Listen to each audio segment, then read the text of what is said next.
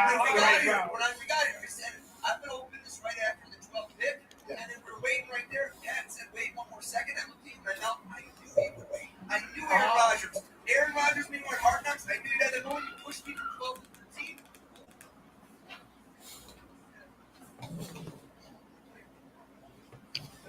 Fuaga to the Saints.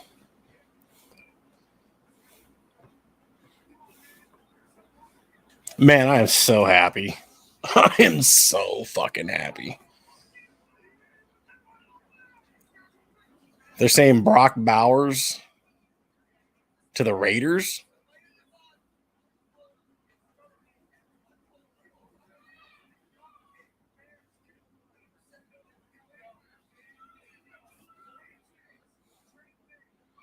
What's going on, guys? If you're watching, just figured I'd come on here on the 1JP channel and finish out the first round. Fuaga just went to the Saints. Colts are on the clock. The mentalist, or whatever they call this fucking dude, he just predicted Bowers to the Raiders.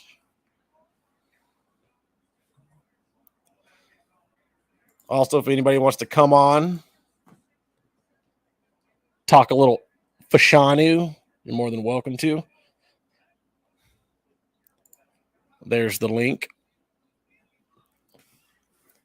Again, Colts are on the clock. I think Jonathan might come in here. I sent him the link. I'm not sure.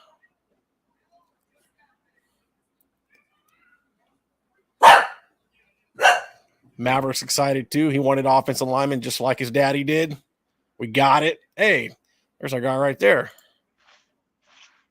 Let me fix the screen here to bring him in.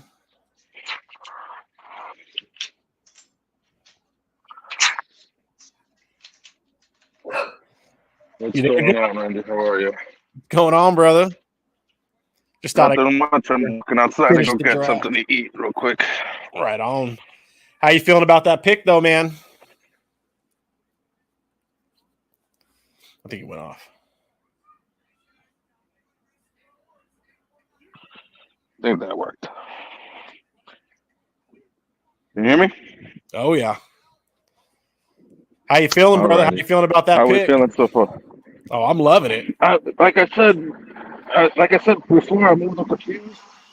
Not that I wanted O-line. You know I wanted O-line, but the Fantano pick, I like you said, I was surprised he went over Fuaga. Yeah. His hands, I mean, I don't know. Kind of think his hands, I don't know. When have we ever really measured the hands of a offensive lineman before? Last few years, I guess. You know, so I don't know. I don't know if that's going to hurt him with leverage or whatnot, but I'm glad we got an offensive lineman. You know, we got a kid who we definitely think they wouldn't have taken him if they don't think he could start right away. Right. Tyron was to go down immediately. So, I mean, I don't hate the pick at all. I can't get over. I knew this was going to happen. If we weren't going to pick Bowers, I knew it was just going to be a shit show on Twitter. And that's what it basically is. The amount of people calling for Joe Douglas's head right now. Oh my I can't God. even. I can't even. What do you mean calling for his head? It's like the tweet I just saw. You could not go into the fucking season with a huge question mark at the tackle position behind a guy that's proven that is not able to stay healthy a full season.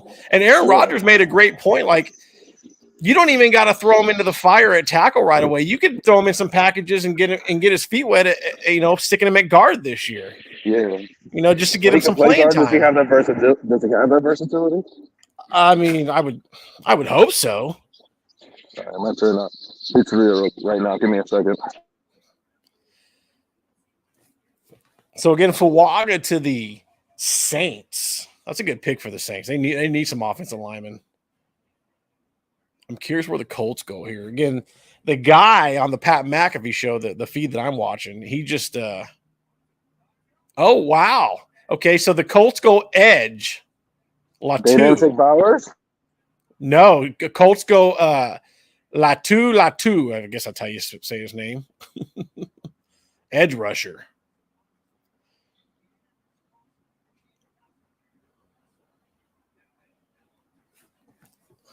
should probably see exactly where we are. Colts. Okay, so we're at pick 15. So Seattle's up next at 16.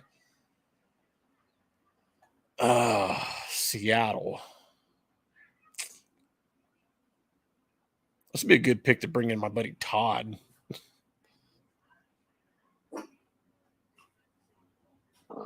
So just place my order. Bit noisy where I'm at. There's a couple beef patties with cheese and pepperoni. Right on. Can't go wrong. Quick little finger food. But yeah. So where do you think Seattle goes here? I mean, honestly, Bowers? I could see them going Bowers for sure. At this point, I don't even know where Bowers is gonna go. I know JD. They're predicting the Raiders. I could see that. I can see the Raiders, but because Raiders really don't have any fucking offensive weapons on the outside worth a shit. They just have Devontae, but yeah. After Devontae, I mean, I don't even know. Are they bringing back Hunter Renfrow? I don't even know if he's going to be on the squad next year. I have no idea. They haven't said anything. I haven't seen anything. Seattle. If Seattle doesn't take Bowers, honestly, I think they're going to go defensive back probably or edge rusher. So I could, I could see that. Dallas Turner here, maybe. Yeah, makes sense. The Colts did need a fucking edge rusher though. They're the ends of their defenses weren't that great.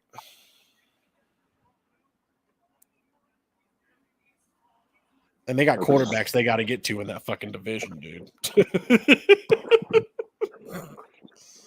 I mean, I'm not saying Trevor Lawrence quarterback end all be all, but you got fucking CJ Stroud in that division. Yeah, that's pretty much the quarterback. And Anthony Richardson. I think he's going to be a good quarterback. I really do. Anthony Richardson for the Colts. You just got to stay healthy. I don't think he's going to stay healthy. I think he's already bitten by the injury bug. That's my fear with Jordan Travis. I mean, I know we're doing the first round, but he's the guy I want in the third. But at the same time, I'm worried about the injury bug with him too. Because some guys can't stay healthy. Yeah. Some guys have to eat like shit, otherwise they're not gonna ever have the strength to heal. No shit. Something Chad Ochocinco actually said on that podcast that he has with Shannon Sharp. He was talking about how all these kids, all these dudes, they want to preserve their body and change their diet, forgetting that diet that they originally had is what got them to the level that they are. So they change their diet to take away a lot of the fat, the cholesterol, all of that stuff, and boom, injury. Now. We picked this up with the Colts coming on at 15. So I don't know. Well, I know Bo Nix went to Denver. Yeah. So the Raiders have already picked. So I don't even know. Dude, Bowers could be off the board by now. I'm checking right now. I'm checking to see the draft order right now. Yeah. I'm thinking, dude, if Bowers is off the board, I'm thinking right here with Seattle, I'm thinking we finally see a safety come off the board. Or maybe a defensive back. Because remember, they just fucking finally gave up on Jamal Adams. Yeah, I mean, who would it? I mean, I still can't believe that they made that trade when they made it. Oh man, bless their hearts. Probably turn those picks into two future fucking Hall of Famers in Sauce and Garrett. If we keep them both. Oh, we will. We have to. That's why I keep saying Breece Hall's going to be the odd man out in that fucking draft class. And I believe you because no one values running backs anymore. So no, and I don't think Joe Douglas values running backs, like a lot of people do, because he's not afraid. He doesn't give a fuck if there's a running back on the fucking roster who's badass. He's shown he's not afraid to draft one. I wouldn't be surprised if he drafts one with an extra pick that he's got. Probably. He loves drafting young running backs, man. Izzy's a Brooklyn kid, and actually, my friend worked in the school he was in high school. So he actually went to his draft party that they were hosting at Lincoln High School here in Brooklyn. Mm-hmm. But I'm not sold on Izzy personally. I don't think you're wrong. I think we're just gonna draft a running back in the late rounds constantly. It I think seems so. so many of them hit. But I really think we're going to get a defensive player right here, whether it be a safety or a corner, Yeah, definitely defensive back. because the Seattle defense I wouldn't be was not surprised if that good last linebacker year. either. I wouldn't be surprised if it's a linebacker also. I could see that too. Who's the top linebacker in the?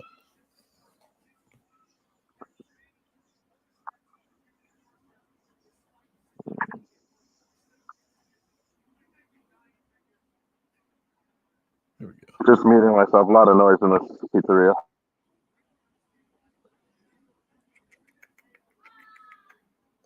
So Edgerrin Cooper, Peyton Wilson, Jeremiah Trotter Jr.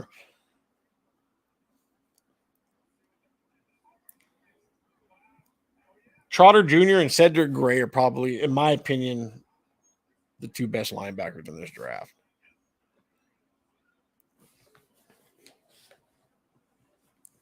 I really got a feeling there's going to be a fucking defensive back going on the board right now, coming off the board.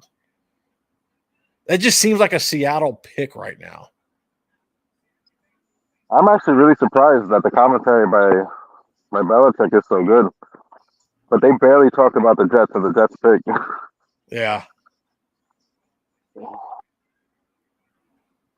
But he showed some love to our quarterback, though.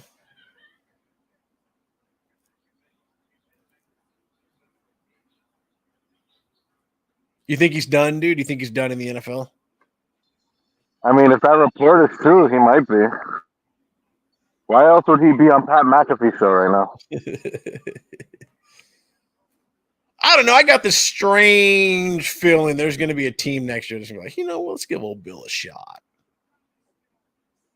Who's a fucking team that?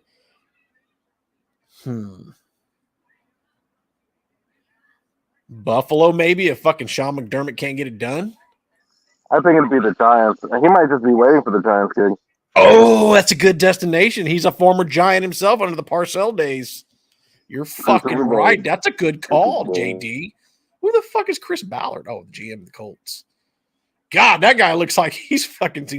He looks like he's drunk. Then again, that's millionaires for you. Millionaires and billionaires, they don't dress like they're fucking like their bank accounts.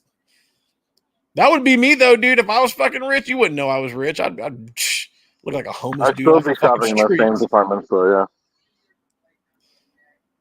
I wouldn't want nobody knowing I had money, dude. I'd be driving a fucking Ford F-150 in California, $400,000 home get you 3 bedrooms and maybe a bath and a half.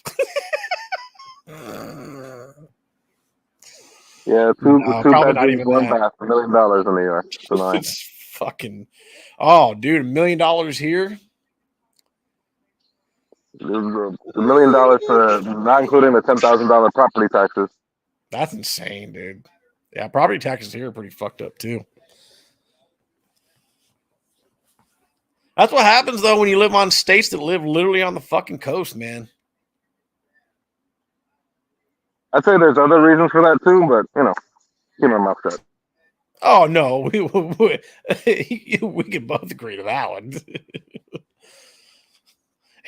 In California, about 47, 48 out of the last 50 years, that's the reason why. But nobody wants to fucking open their eyes on that shit. Do we got any comments? Let me get into comments. 518 Gaming, yo. He also says, we got Fashanu for show. I'm so happy. We got 10 people watching. I'm all excited. I want to see my purdy face. Now watch them all get out of here. Fuck yeah. Like, I'm stoked we got, Seattle's milking this time right now.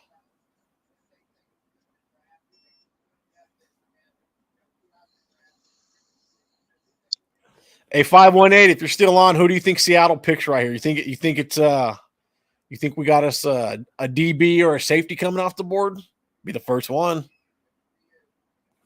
Although I could see a linebacker going here though, like you said. I mean, they do need a Mike. Seattle loves their linebacker. Who's their middle linebacker? Who's their middle linebacker right now? What name do they have in the defense besides their DBs? You know what I mean? Seahawks. It's a take that I always like used to scoff at, but after Adam Rank, when was it? What year was it that he came out just swinging, talking all the shit about our roster because there were no names on our roster, and then we sucked absolutely, and it was just like, you know what, that might be something to that. That's something I pay attention to. Is like, what are the names? Who's even on that roster? They got Tyrell Dotson, Jerome Baker, Derek Hall, Ushenan Wasu, Patrick O'Connell, Joshua Unijagu. Motherfucker's name. Dude, I swear, man, Key and Peele had that skit to a T, bro. All these fucking names. Darrell Taylor, Drake Thomas. Dude, they might go fucking linebacker here. I really wouldn't be surprised if they go linebacker. I mean, it's definitely defense. All I can. If I'm a betting man right this second, I'm saying it's defense. I think so too.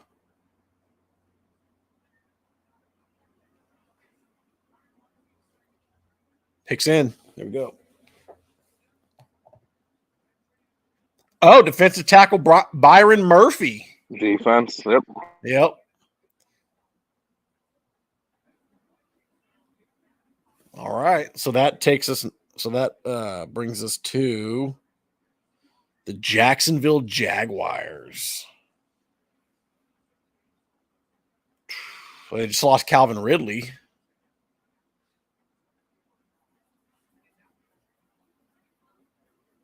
Brian Thomas Jr. maybe, or who's that other fucking receiver?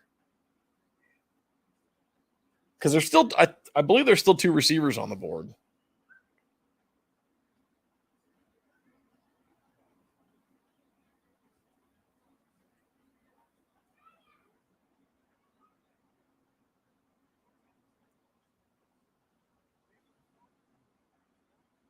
Oh, wait a minute.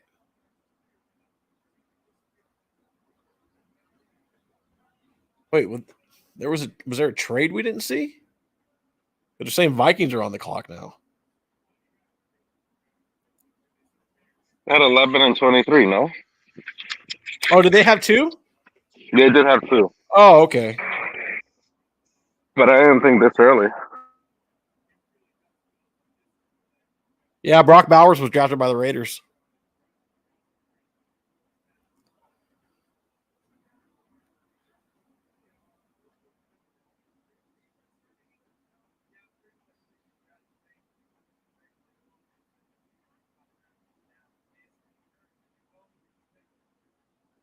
So what do you think oh man. You think Vikings go defense here? Oh, they're already Dallas Turner. So back-to-back edge rushers.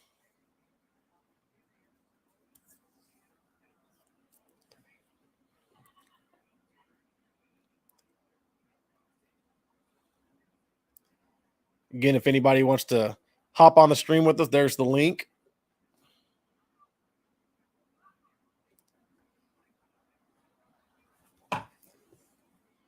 All right, so Minnesota goes quarterback and edge in the first round.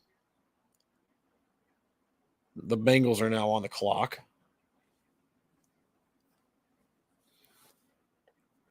I'm wondering if the Bengals maybe go wide receiver.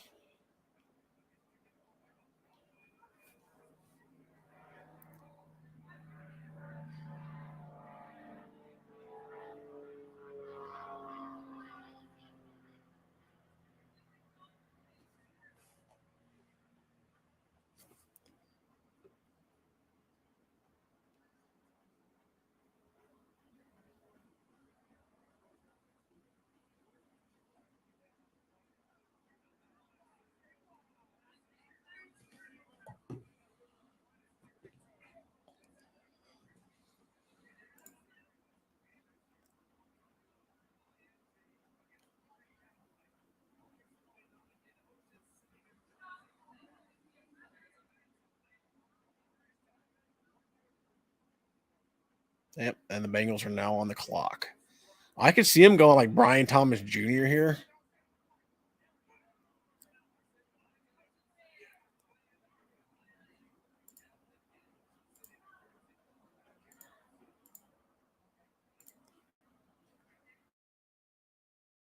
I mean, because they got question marks at wide receiver right now. I think Higgins wants out.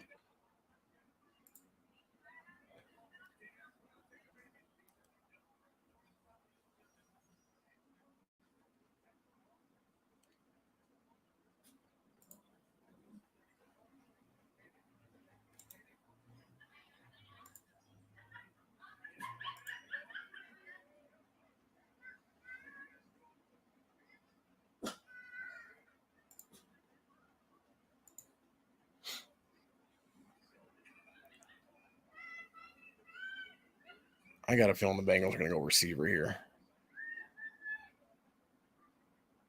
Especially with what's his name went out of there. T. Higgins. Although I wonder if there's still first round defensive end left.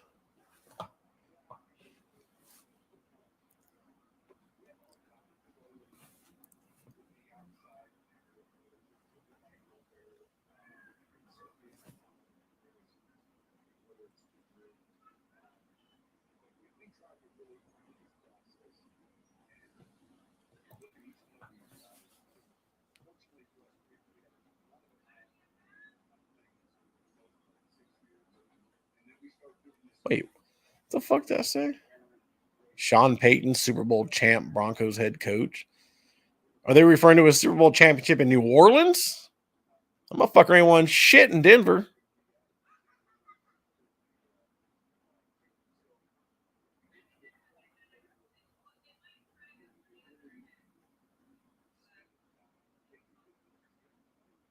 I can't stop thinking about our fucking pick, man. I'm so fucking happy. It's not the sexy pick, but it's the fucking right pick.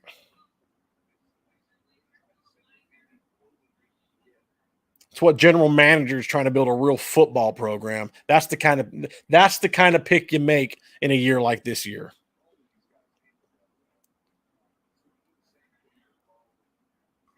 It's real fucking easy to go after the shiny weapon. It's real fucking easy. It happens every year. There's always one team that has a certain need but falls for the shiny object, and we're usually those dumb motherfuckers.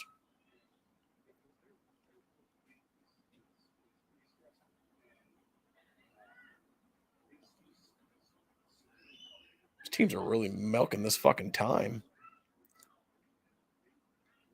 I guess it's understandable as you get later in the first.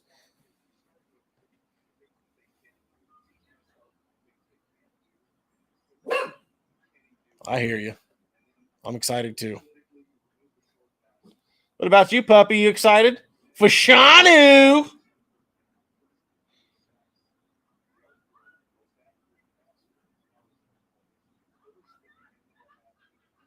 I got a feeling he's going to be a mauler for us.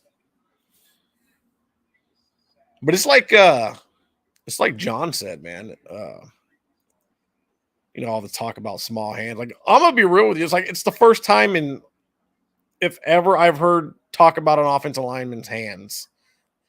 Maybe I just haven't been paying attention over the years. I don't. Ever since I started the One Jets pod, this is probably the most in depth I've ever gone into a fucking draft class. Usually I just kind of focus on what we need, and I really don't even worry about the player. It's like, okay, I know that guy's good. I know that guy's good, and that's the motherfucker I want. Usually never ends up that way.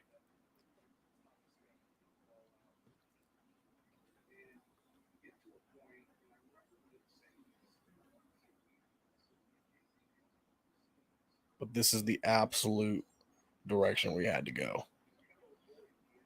I'm telling you, in a couple of years, we're all gonna be fucking ecstatic that he's there.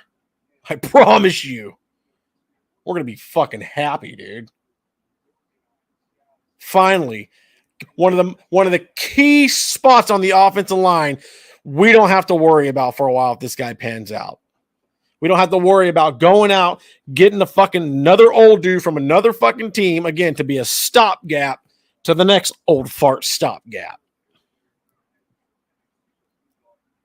Remember, ladies and gentlemen, there's going to be a young fucking quarterback after Rodgers leaves. What, you just want him? You want him fucking getting to Zach Wilson on too? Like, what's he going to do when these fucking guys go? That's why I want to get a guard in the third or fourth. Well, should probably focus on receiver in the third. If we can get Mason McCormick in the fourth, I know. I'm telling him Mason McCormick in the fourth. Oh, I'd be all over that. I really hope he's on JD's radar. I really do. That's the one guy in this draft, outside of first round talent that I've been enamored with, and that's Mason McCormick out of South Dakota State. I think the kid's going to be a fucking mauler.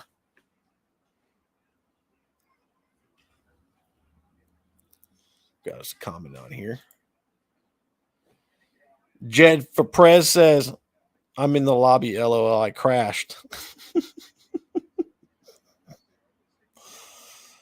I'm guessing he's at the draft party.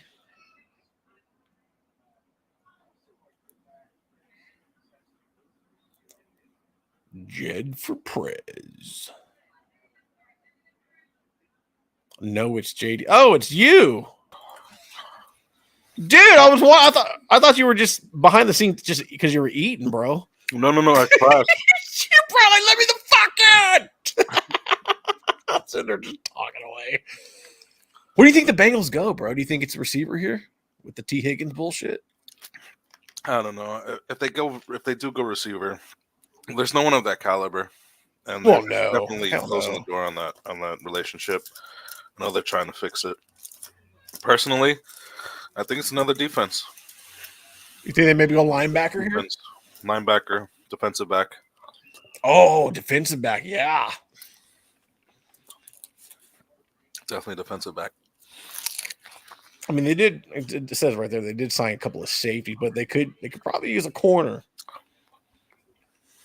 Who's the receivers in that division? Well, I'm trying to think. I can't even fucking think of the receivers. because there's no one really of note that's there, I feel like being the AFC North, I feel like this has to be a defensive fucking pick. I really do. I think so too. We have to stop Lamar Jackson. It's true. You know what? I agree with you. Actually, thinking about that, I think they go linebacker or safety. I'm trying to think what. I'm real curious what edge rushers are left.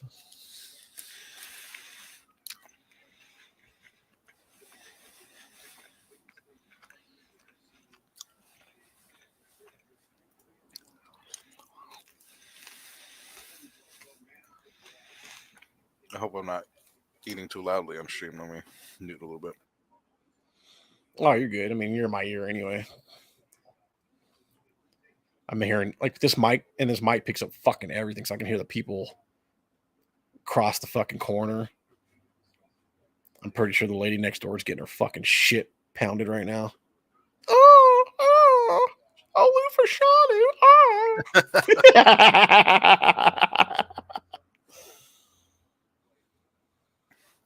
Well, just watching the Twitter war that's that's going on right now. I know. I should probably be fucking paying attention to that because I should be laughing at these fucks. Let's see here. What's going on? Yeah. The top one is, when have the Jets developed the young tackle? I mean, the Brickashaw Ferguson rings a bell, but he was. I miss him. Yeah. God, he was so good. And you know what's crazy? I mean, he was one of the better offensive tackles in the fucking nation. And of course, that was what, 06? I was like fucking 06. Yeah, I was like, I don't know, 23. It was a dumb shit. And I remember being pissed off with fucking offensive tackle. Didn't we take Mangold the same draft? Yeah, 29th, I think. Wasn't happy about that pick either. Although when I saw his highlights, I was like, I felt a little better. But to this day, and I don't think I've seen it since because I've looked up the Nick Mangold draft highlights several times. And I've never seen the clip that I fucking remember seeing on that day when we picked him. And I remember it because he came out of Ohio State. And I remember the clip was of him blocking for a running back. And he basically fucking in lockstep kept up with the running back all the way to the fucking end zone, dude. I'm like, that's a fucking center? He was always fast. Run blocking. I was like, damn. When he was blocking for Thomas Jones. He made TJ, bro. Oh, I love Thomas Jones. I remember when we got Thomas Jones, dude. I was lying in bed with my ex-wife at the time. We had just gone to bed. I was working graveyard shifts at the time. I was like 21, 22 years old. And I remember getting a text from my cousin who's a diehard Chicago Bears fan. And all he said was, enjoy, treat him right. And I'm like, what the fuck is he talking about? So I hop on fucking the direct TV, turn on NFL Network, and boom, there it is. Thomas Jones to the Jets. And I'm like, it sucked we couldn't keep him. I feel like if we would have kept him, we would have won that AFC Championship game. Dude. Yeah, old Sean Green just ended up not being him. And, as much as LT had fresh legs, it just, you needed that power runner, that downfield runner. And even then, at that stage of his career, I mean, LT was pretty much on his last fucking leg. My biggest problem, I think, was honestly, as much as I love Mangold, I feel like Mangold is responsible for some of the negativity that we deal with. Why is that? So, because I'm a nerd. What was it? It was years ago. I think this was after we lost. It was a championship game. Sanchez is doing an interview. I forget who he's doing it with. It was NFL Network, I'm pretty sure. And he's talking about how much he loves Nick Mangold. And how one thing that he did was he would take credit for things Mangold did. So Mangold would make a check at the line, right? Because he picked up the blitz or he picked up something. He was reading the defense more than Sanchez. Yeah. And Sanchez would get the credit for it by the coaches. And like he said it as a joke, but to me that was really telling. I was like, holy shit. We got a problem. And then we know we went. God damn it, Nick. And and not only that, but he made Sean Green. I mean, if you look at that run, him and D-Brick and Alan Faneca, let's not forget Faneca, but when he was on the team in 2009. But if you look at that wide open hole, talking about the Chargers playoff game. Yep. Mangold set that hole up. Yep. We fell in love with Sean Green after that. Oh yeah. Yep. God, I miss that fucking squad, dude. We weren't the best, but fuck, man, some players on that team were just so great. We got robbed that Packers game. I feel like if we wouldn't have gotten robbed that Packers game. You talking about the Halloween game? Mm-hmm. Yeah, the fucking, what was it 9-0? It was all field goals. They kicked nothing but field goals that game. Nothing but field goals. But if we weren't robbed that game, who knows? Because the Steelers would have been playing the Patriots instead of us. We wouldn't have had that Patriots game. Maybe we'd have a fucking Super Bowl. Yeah.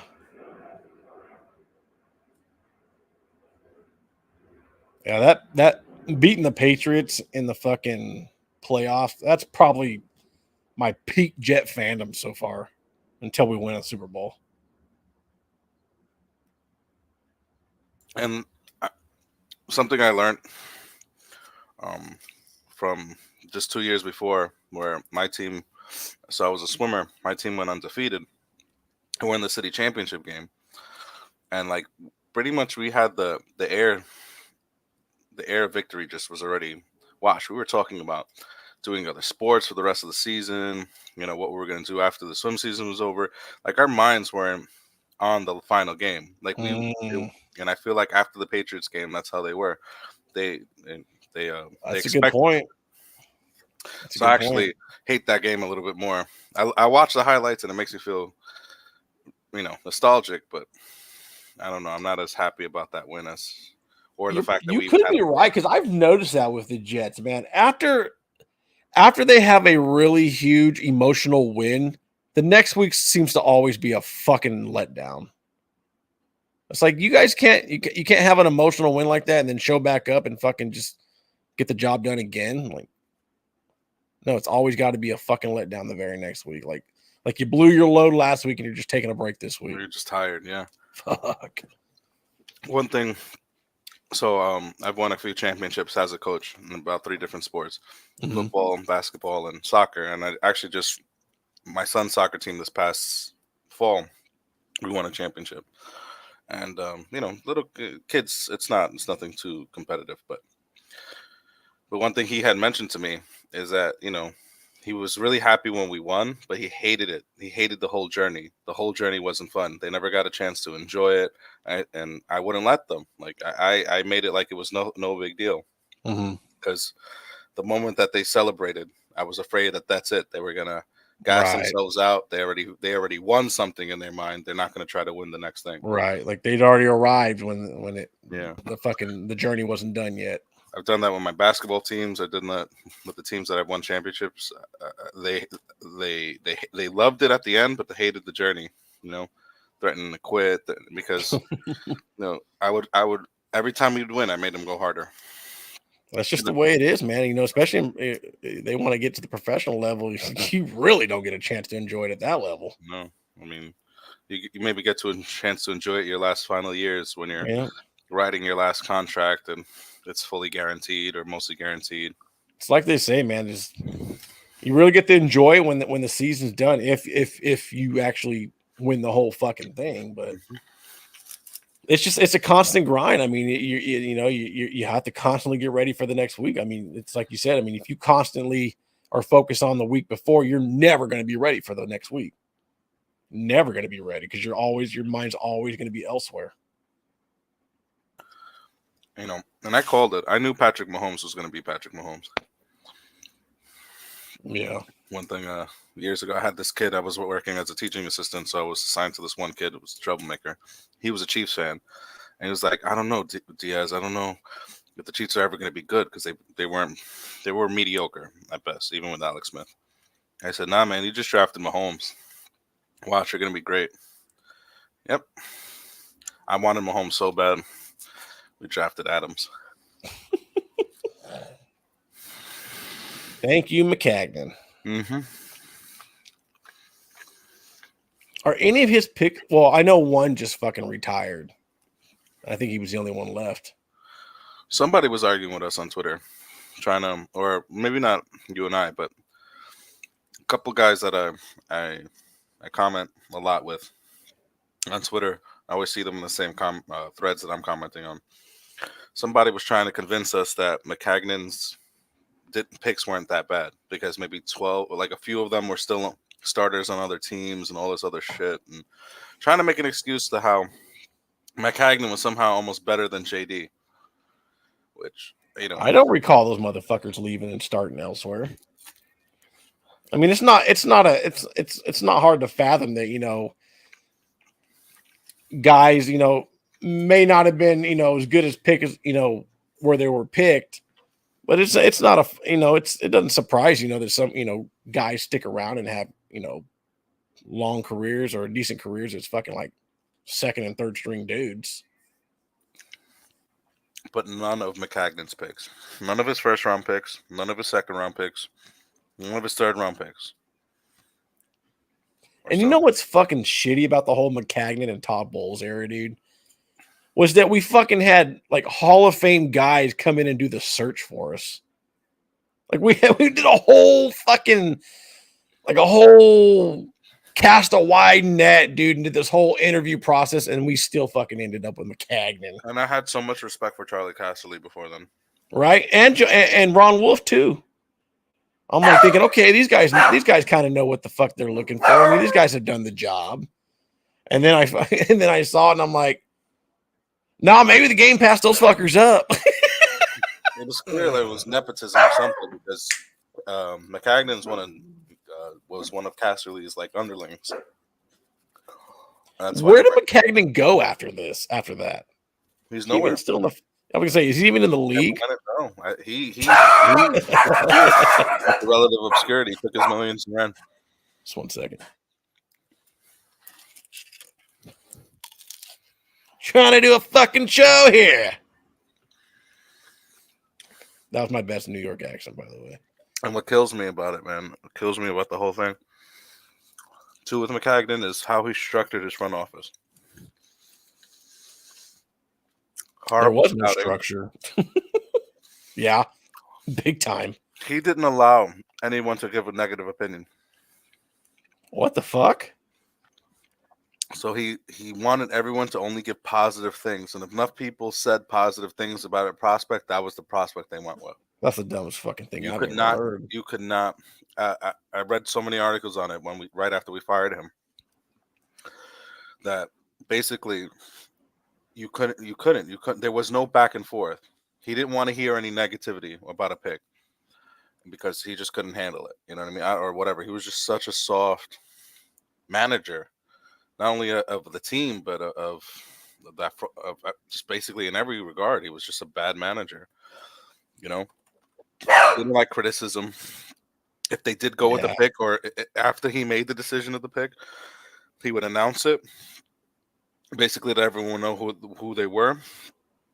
And if anyone had any problem with the board he came up with, well, they weren't allowed to talk about it. So no one really came out. I'm sorry, I was burping. No one really was able to come out and move against him. You know, which is why he fired Terry Bradway. So even him firing Terry Bradway was simply because he didn't want to deal with criticism within the scouting department, and that was like the best gift we could have ever gotten. But damn, yeah, Bradway been there for fucking ever. Teflon Terry. Yeah, man. Our GMs have fucking sucked over the years. And who was going to come here? We fired GM, who's literally the best GM. I don't agree with everything. I don't think he's God's gift to the Jets, but he's the best GM we've had since Weeb Eubank, frankly. Talking about Mike Tannenbaum? No, JD. I think JD's better. Oh, JD. Because Tannenbaum couldn't freaking manage money for shit. JD is an actual fucking GM. Those other guys that we got, they were fucking accountants. Seriously. Everyone takes that for granted. Yep. And it's like, who's coming to, if we fire JD, who's one of the most respected, I don't care. Yeah, he missed on Zach. He missed on Mackay. Very respected among circles. 2021 draft wasn't great, which is literally his only draft. 2020, he came in 19. 2020, I still 100%. I give the whole league a pass on 2020 because that fucking stupid COVID bullshit. So there, you know what I mean? Like, what could we have expected? And where are you gonna find another fucking guy who was tutelaged under fucking Ozzie Newsome, dude? You know, also under the guy in fucking Philadelphia as well. He's in 2 Hard Knocks, one from the first Hard Knocks or the second Hard Knocks, and ours from last year. Mm-hmm. You could literally see the guy's growth through the years. This guy has sat under some fucking smart dudes. But his respect level is so high. The Eagles would grab him in a heartbeat. They'll take him right back. People forget motherfucker didn't even want to come here. Like, we really had to pay out the butthole to fucking bring him here, dude. Probably had to give him a fucking 6-year deal. You had to give him some time because he's probably thinking, I see how you guys work. You know, I don't do this thing in 3 years. You're gonna fire my ass? No, hell no. Guarantee me fucking at least 6 years and I'll sign that deal. And honestly, where have the Eagles been since he left? I mean, they've been all right. I mean, they're still not getting us. Wait, because I mentioned that to my Eagle fan friend. I was like, you know, I don't think you give credit to JD enough for your Super Bowl run. You know what I mean? Because he was basically the GM. You know what I mean? Great. Yeah, it was Howie Roseman. Did the Eagles win a Super Bowl? It was a couple years back, though, huh? When they won the Super Bowl, JD was there. He was their number 3 in the GM in the front office, number 2 in their front office. He was probably head of scouting at the time. If I, mm-hmm. That's what he was. And then we steal him after they win a Super Bowl. Where'd they go? They went to a Super Bowl recently. But who are they playing? The Chiefs, huh? We got lost to the Chiefs at the end. But Dolphins are on the clock. I think they go. I think this is where Amarius Mims goes. They need a tackle, dude. Oh no, Amarius went already. Oh, he did? Yeah, he went to Cincinnati. Oh. I'm going back to the fucking. Hold on. Yeah, no, I've been all over the place myself. This. Oh, okay, okay. Here we go. Oh wow.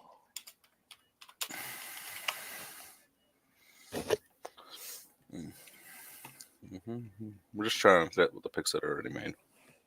Well, shit. Because I can't see the Dolphin. I missed quite a few picks here. I'll go back on this board and see. Yeah, I'm looking for a draft board right now.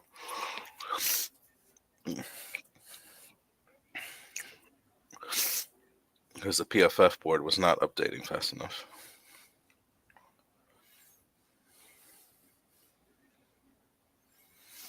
All right, here we go.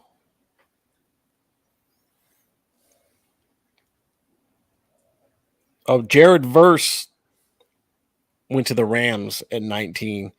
Troy Fatanu, offensive tackle, goes to the Pittsburgh Steelers. Pittsburgh, see, that's a team that I can respect as far as the way they draft, man, because they are not afraid in any fucking draft to take an offensive lineman, dude. I love it. I love my big fatties up front. I love them. They're so fucking undervalued, I think. No, for sure. For sure. That's why those guys, and I don't blame them. That's why when they finally reach free agency, I don't blame them for wanting a fucking hell of a lot of money. Because they don't get too many paydays after the first one. Maybe after the first one, maybe they become like a journeyman, maybe get some fucking 1-year deals here and there, prove it deals or something. So I don't blame these guys wanting fucking huge money on when their contracts are up. Well, you were right about Vegas getting the Raiders. I didn't see that pick. The only reason I knew that because they had that mentalist guy that was on Hard Knocks last year for us. And he did this whole spiel, and that thing that was in the fucking dude that was wrapped up, they pulled that out, and it was Brock Bowers to the Raiders. And when I saw that, apparently he'd already been picked.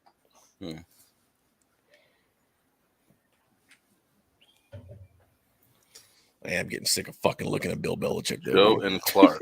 What is this?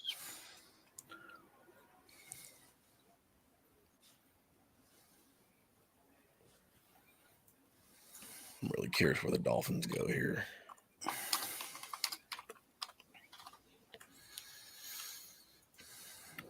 Mate. Dolphins defense sucks, though, dude. They could use a linebacker, maybe a corner, especially with the Jets wide receiver class or core.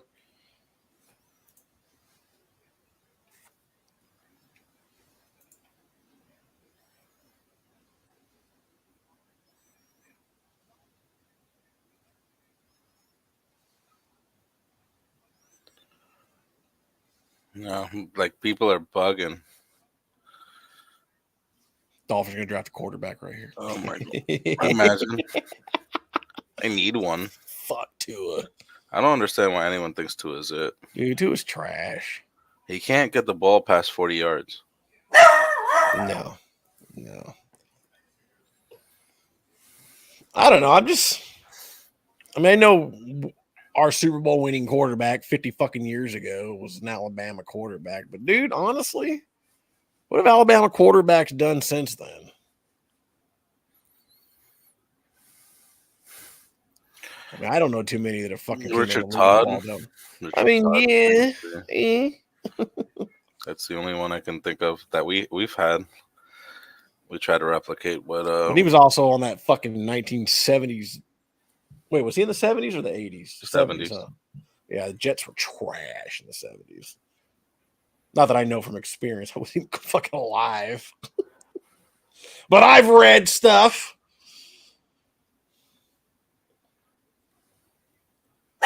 Yeah, I know.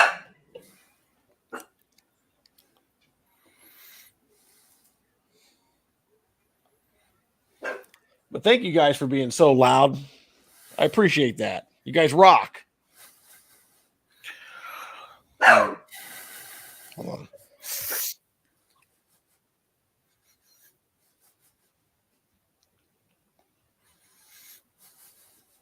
Jesus.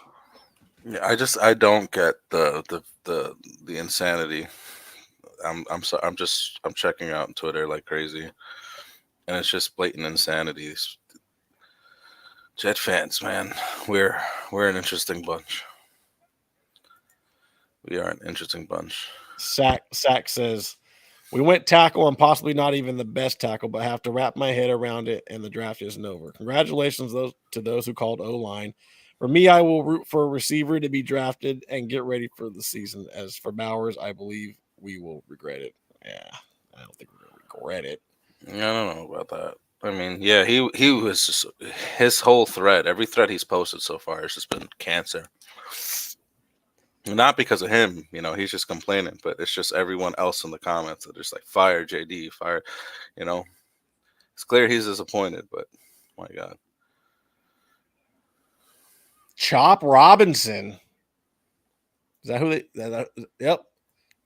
Chop Robinson to the Dolphins. Wow. Edge. Dolphins, their defense sucks, man. They could not get after the quarterback. But I'm actually stunned. Some of the Jet fans don't like the Fashanu pick. I guess this is Jets Twitter, so I probably shouldn't be.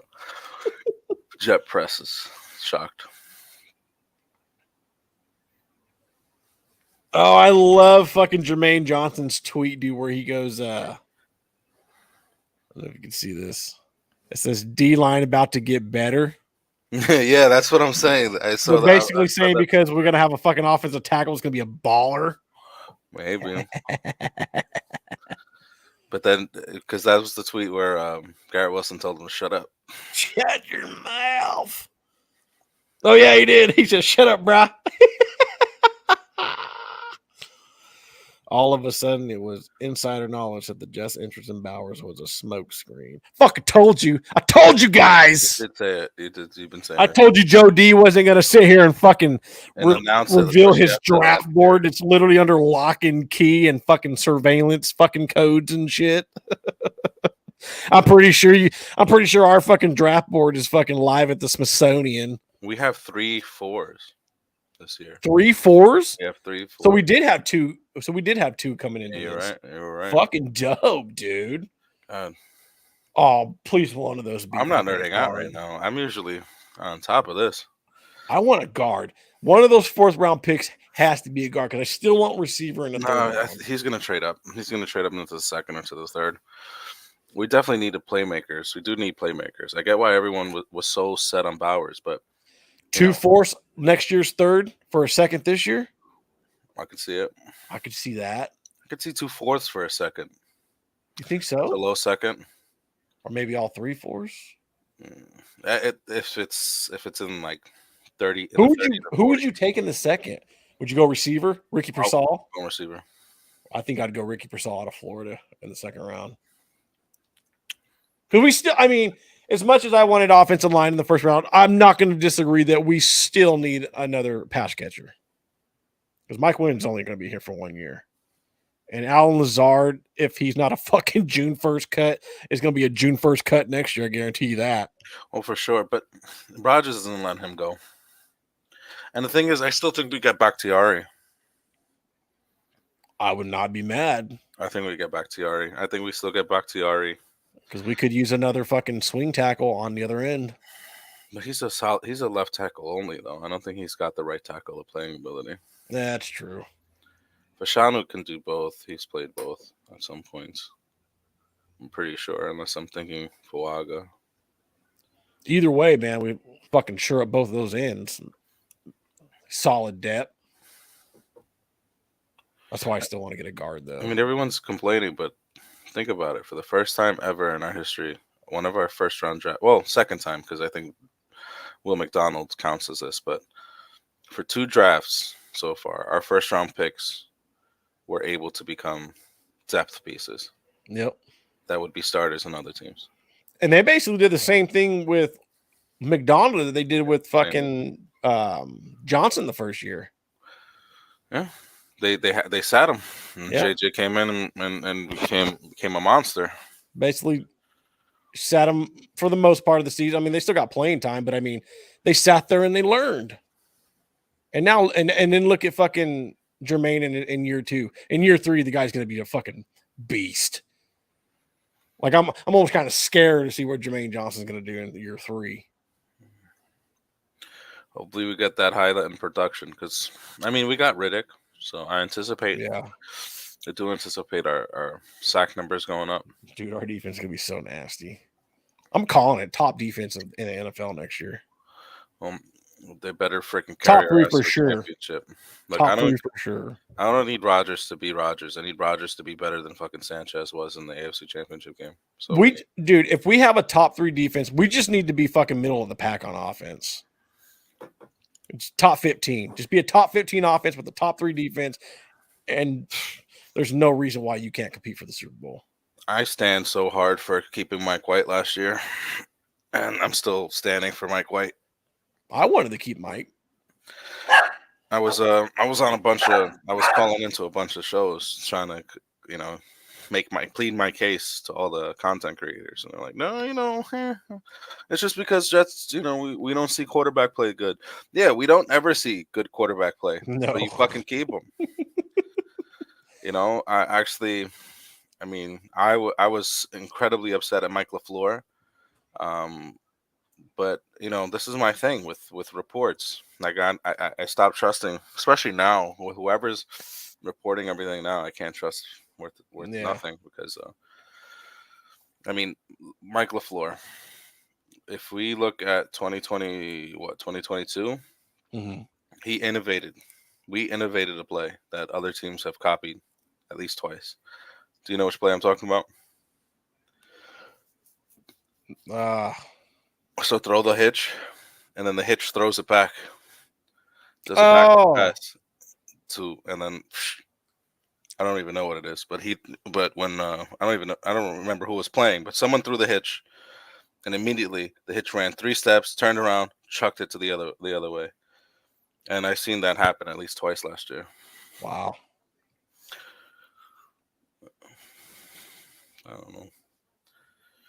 Like, go fuck yourself, Joe somebody Douglas. doing something weird outside. Joe Douglas. The Jets trade back into the first round. Okay, so no, Fashanu does not have swing ability. He's a pure left tackle. Oh, okay.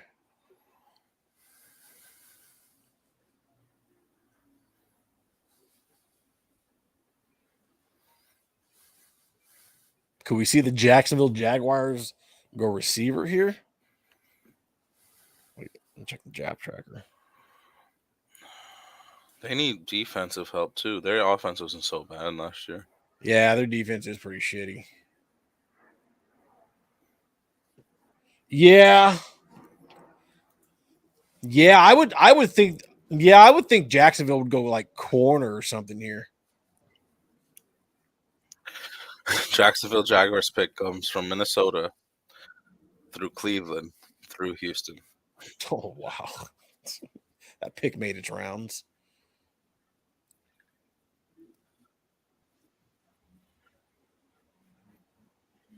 Because remember, in Houston now you have Stephon Diggs. You got Michael Pittman Jr. in Indianapolis. I think Diggs is done. I think Diggs is washed. Who else in the AFC North? South. Oh, Tennessee. Tennessee don't have no fucking receivers. Tennessee, Jacksonville.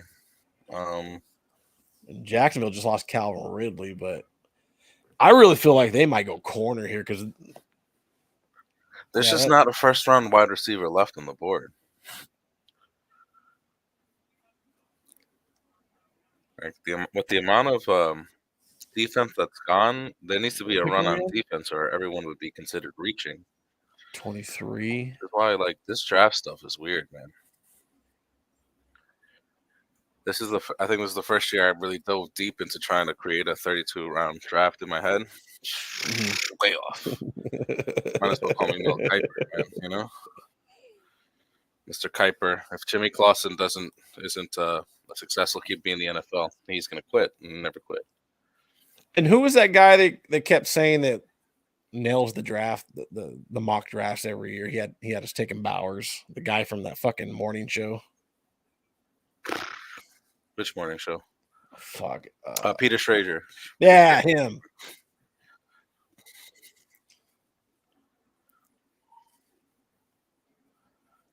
They're showing corners right now.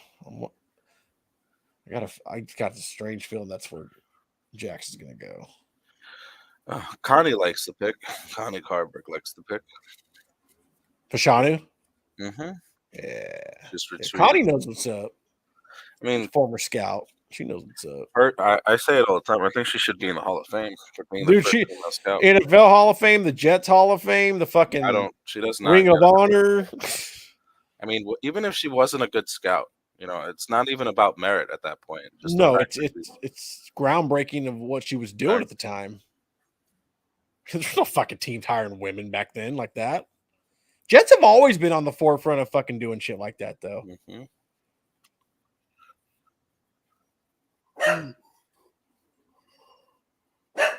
There's nothing going on.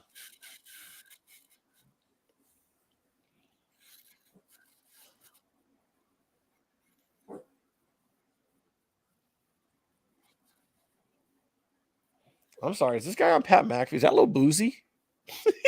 I think it looks like him.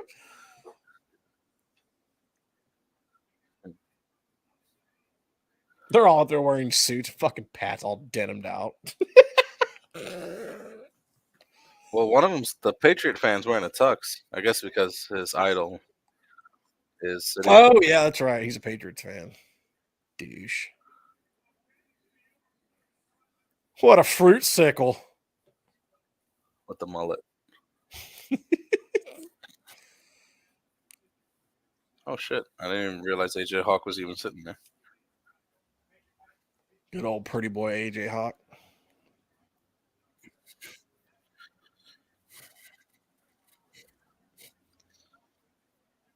Good linebacker though.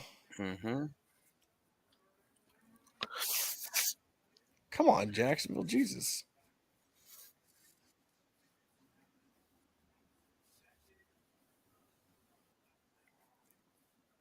Philadelphia went cornerback last pick. That's right. I'm not surprised. Yeah, I expect a run, an absolute run on defense right now. I think you're gonna be right, dude. Because you just got so many. Like, you have top 10 talent, top 15 talent. That's just sitting there in the 20s right now. It's Yeah. like with JJ, what we did with JJ. JJ was the 9th rated player on most people's boards. Yep. Was number 1, number 2. Was it number 2 edge rusher next to Aiden Hutchinson? I believe so, yeah. So I feel like it's that kind of situation. Pick and is honestly, it. I know JD and Salah did their press conference already, but I have an interesting feeling. About what? I wouldn't be surprised if we managed to trade back up. Dude, if we get back in the first fucking round, bro. Leg it. They're gonna fucking announce this pick or what? No, they're definitely moving into the second round. I hope so, dude. I really hope so. Because I would really like to pick up Ricky Pearsall.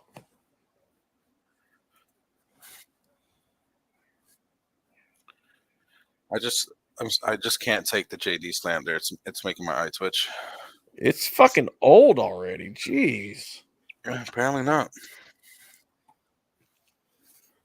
I just don't understand how Jet fans have sat through certain GMs and think this guy fucking sucks. There's a lot of good GMs that have started that probably started their careers didn't have fucking winning records. Look, I mean, it takes time to fucking win, especially when you build it from the ground up. It takes time. That's why by year three, we were finally like, okay, now we're ready to start really fucking playing for wins. I mean, you got guys who are season ticket holders that have seen perpetual shit. Yep. And it's like, I don't know, man. Everything that Joe Douglas has done has always, in my opinion, in my heart of hearts, has always felt different than anything we've ever done. And I've always said to myself, it feels right. I don't know what the right way feels like, so I can't say for certain, but in my heart of hearts, it fucking feels right. Everything that he does feels right because it doesn't feel like the same old fucking Jets. And that's what I love about Joe Douglas. He is essentially, in my opinion, at least for me, is basically taking the same old Jets moniker and basically just fucking threw it out the window. Because I hardly say that shit anymore. Same old Jets. I used to live off that fucking saying. I used to sing that Carton song. But since Joe's taken over, dude, I don't talk like that. I just feel everything that he does. It feels right. It feels different, but it feels right. I do, but it's not because of JD. It's because of fucking our luck, man. Damn, we catch a break. Russell, he had that team was still fucked by the refs. You had it. Like, I still can't get over the fact that shit happened. I had PTSD for months. I was literally depressed. Tony Khan did what I said he fucking should do. He's wearing a neck brace. Fucking, that's perfect. I know we're talking wrestling now, but I tweeted that because I watched not Dynasty, Dynamite the other night, and they beat the fuck out of the guy. They basically pile drove his ass into the ring. And I'm thinking, wait, tomorrow's the fucking draft. This dude better be in a neck brace and in fucking so much pain. And they just showed the Jaguars war room, and he had a neck brace on. Not really injured, but I love kayfabe, dude. Make kayfabe great again.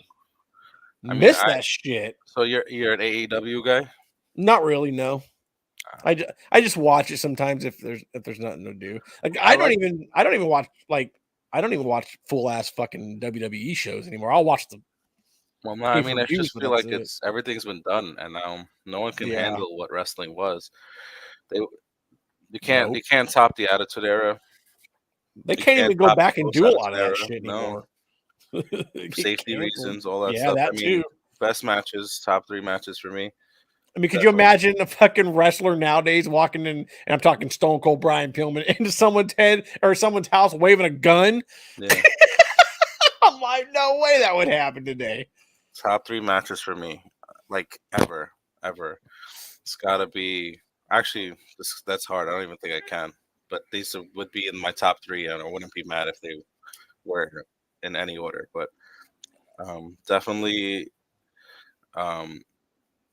Lesnar versus Angle, where they both broke their SummerSlam. SummerSlam match.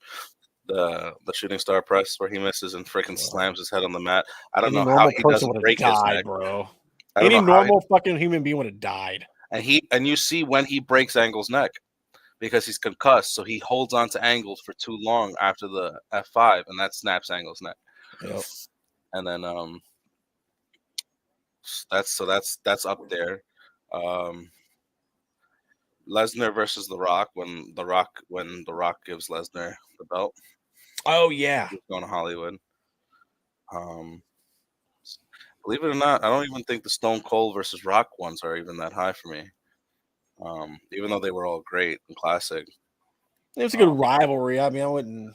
Rock with Benoit. None of their matches would be my top 3. Do you know which one I'm talking about? Rock versus Benoit. When Benoit thought he won the title and freaking and Mick Foley comes out and demands the match to continue. I vaguely remember that. That was a great match. It was also a mistake match, and he fixed it.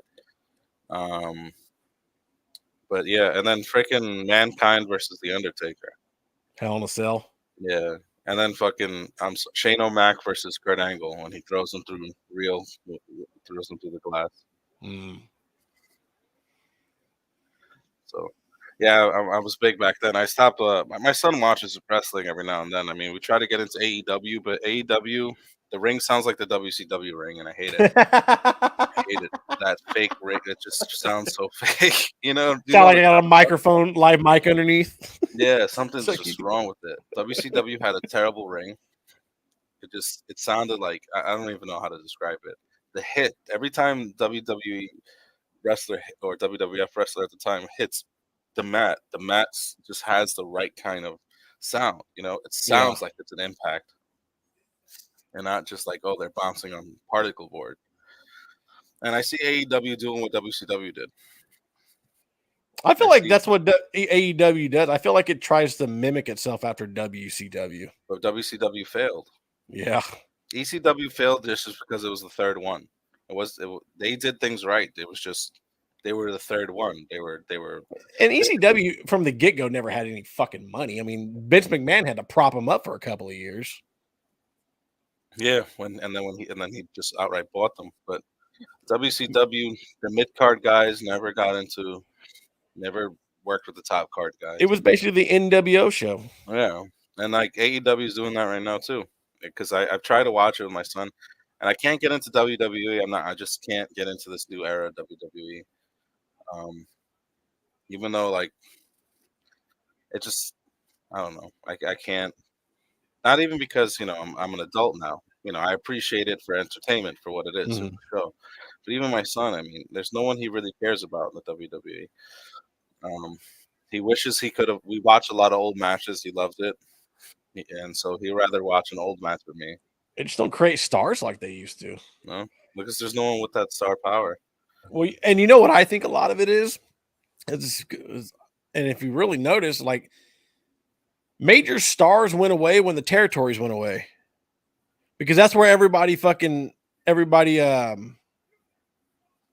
their craft, before they made it to either WCW or WWF. I mean, they spent years fucking developing themselves in the territories, getting people. And then as you go from one territory to another, that's how people fucking learned who you were. And you got these guys that come in nowadays and you're just like, who the fuck is this guy? And just randomly, yeah. Yeah, and he sucks. Got no mic skills, fucking in-ring work sucks. No psychology. Like you see guys fucking do a move and hits a guy and he's like he doesn't even sell it. And it's like that drives me nuts when you don't sell the move. That's another problem I have with AEW. They don't sell. I'm watching Chris Jericho do a freaking match and he's not selling the move. I'm like, bro, you were one of the best to do it during the time. You know what I mean? And you just the one travesty I have with WWE is how they rob Booker T. Booker T never claimed to climb to prominence. Oh, they shafted all them WCW guys that came over. Well, not Goldberg. Look what they did the DDP. They didn't do it to Goldberg. Goldberg came and ran through everybody. He basically just continued his WCW undefeated run for a little bit until he ran into Brock Lesnar, and Brock Lesnar I think was the first WWE guy to beat him. And they were both on their way out, weren't they, at that time? God, I don't know why. I remember that match too. I don't know why Goldberg left. I don't even get why he left. Because when he came back, I mean, he didn't go for films, did he? No, he just disappeared. I think he just had a kid.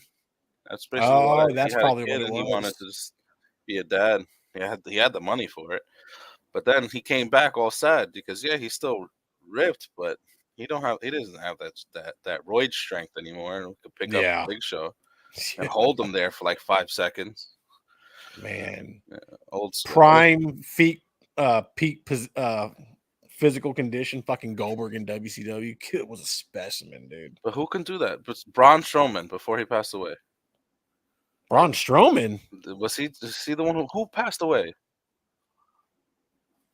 Someone passed away recently. I thought it was Strowman.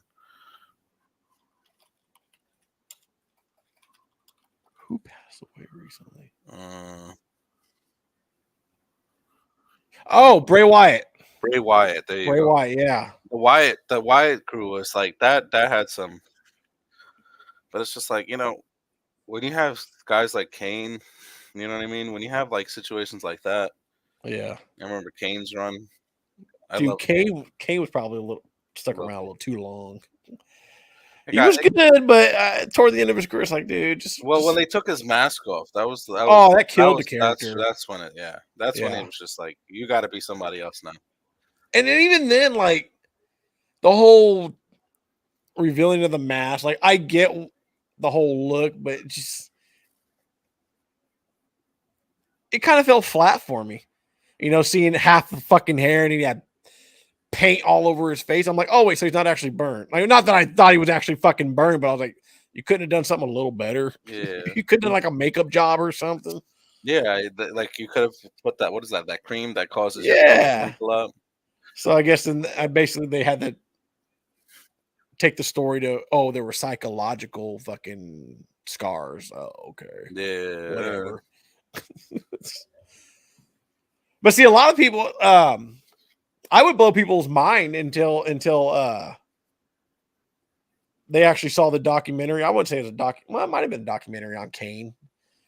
But I remember for years, people thought, no, Kane's like the fucking Michael Myers. Like, no, Kane is a wannabe superhero. That's why he dresses the way he dresses. That's why he dresses in the mask. Like, he was. I always looked at he's a wannabe superhero, trying to be bigger and larger than life than his brother, and he held a grudge against his brother, and he wanted to use those superpowers to get revenge on his brother. And Kane always thought that he was this superhero with superpowers, untouchable. And that's always what the Kane character was for me. And then the whole taking the mask off was psychological. That takes interesting because he was supposedly, burnt and died as a child. You know what I mean? Yeah. So almost like having a child like mine, where this. And there's two instances. Well, I know one. I think it was a house show. I remember seeing footage, and it wasn't around very long. And then after there was a photo that circled, and it was circulated, I should say. And it was Kane making his entrance, and it's a very rare photo. He's wearing a fucking cape, dude. He wore that like twice, and he never wore it again. Never saw it. Mid-card guy, I felt never got enough respect. I loved him just because I just loved the energy he had. Like for kayfabe, for everything was the Hurricane. Oh yeah, dude. God, my favorite moment with the Hurricane, I forget what year, but it was the Rumble with him and Rock and Austin. And like, I don't know, I think he does something where he takes both Austin and Rock and puts him like he's getting ready to choke slam him. And they're like, and then they look at each other like, wait a minute, this fucking guy? And then they throw him out of the fucking ring. That's my favorite fucking Hurricane. He fucking sold that like dorky kind of you're in over your head kind of wrestling. Yep. Stand back. You just rooted for him. Oh man, but that's my thing with what WWE did so well versus all the other competitors. I mean, you remember mid-card guys like that. Yes. They had a name. You know what I mean, the Attitude Era flourished with mid-card guys. I mean, guys like the Godfather, dude. Mm-hmm. Prototypical mid-card guy, and fucking everybody loved him. Fucking Scotty Too Hottie. Scott, yeah. What was the name of that group? Too Cool. Who was? I can't remember the other guy. Rikishi. No, not Rikishi. Rikishi was with them for one match ever, and they ran with that. That was part of their intro. That one match where they first came out, and then had that situation with Rikishi, and then they ran with Too Cool. But it was God, what was the other guy's name? There was a third member other than Rikishi on that group. Yeah, no, Rikishi wasn't even really a Too Cool member. He was just like their honorary member. It was I don't remember a third guy then. Yeah, it was Scotty Too Hottie. And the other guy who barely wrestled for some reason.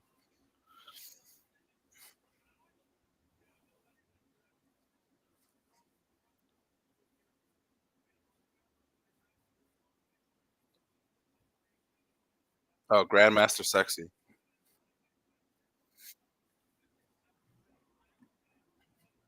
Yeah, that was Brian Christopher. Yeah. Yeah, it just they just showed 2 on here, and then they mentioned Rikishi. Yeah, Rikishi did that one dance with them one time. It says Too Cool, originally known as Too Much. I don't remember them being known as Too Much.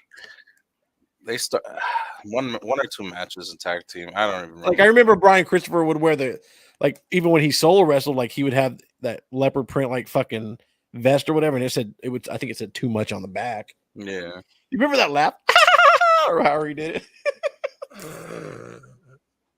He's dead, isn't he? I think I don't Didn't know. he die a couple of years back too? Guy's dying fucking not even in their 50s, I'm interested in this dude. Packers pick right now. All the Packers fans I still have periodic arguments with. Brian Thomas Jr. right here. They finally get their first round receiver.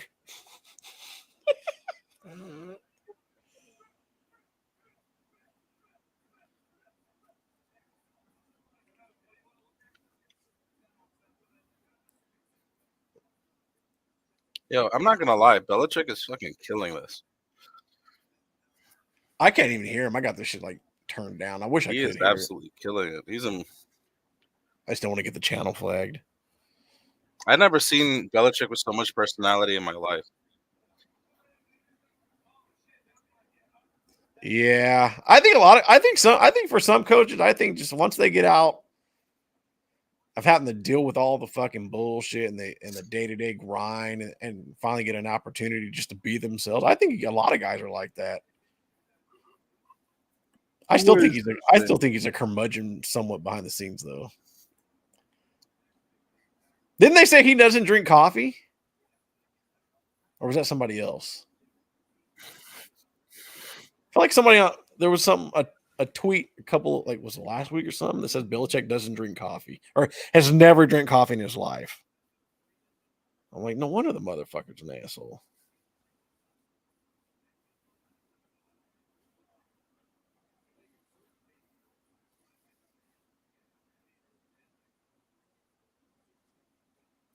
See what's going on They Twitter. took a tackle. All right, we're definitely getting back. Yeah, all right.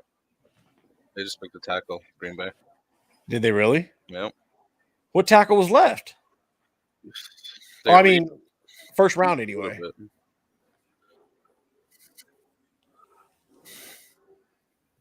Here it comes.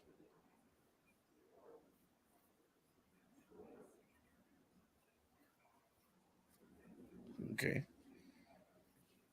They didn't even show it on my end. They just went right to the Buccaneers pick. Like, fuck the Packers. I don't like Packer fans, dude. Like, I don't have anything against the Packers, but fucking Packer fans, dude. Yeah, no. I mean, there's some fan bases. The Midwest fan bases, I feel like, especially on Twitter, it's because they don't get a lot of attention outside of their own little circles. They like, God, I don't even know how to describe it. And like the shit that they talk about like, you would think we were the Browns. You know what I mean? Oh yeah, I lived in De Pere, Wisconsin for about 6 months, Yeah. many years ago, and I wore my Revis jersey everywhere, and they talked nothing but shit, dude. I'm like, fuck you guys. If we had played them in 2010, Rodgers would not have a Super Bowl. There's no doubt in my mind. If we went to the Super Bowl in 2020, Rodgers would not have had a ring. I keep telling everybody, man, it's fucking that if Mark gets that ball one more time against the Steelers, we're going to the Super Bowl. He just had to run through, bro. He had to fucking just rush the 4 to 6 yards because it was wide open. We just never got the ball back. He held on to it. I remember, man, if somebody would have told me back then, like, oh, you know what? That's the last time you guys are going to make the playoffs for a long time. I'm like, fuck you. We're winning the Super Bowl next year. And then here we are 13 years later. Fuck me. Wayne Hunter. Kevin O'Connell, former Jets quarterback. For like a season or two. He was on the Hard Knocks team, wasn't he?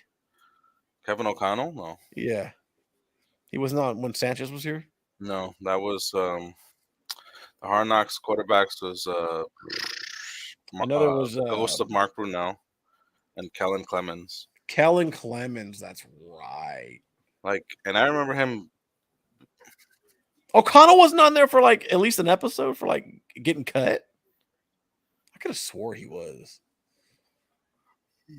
Rogers is happy with our pick. Yeah, he was. I didn't hear him. Fucking better be. Made it for him.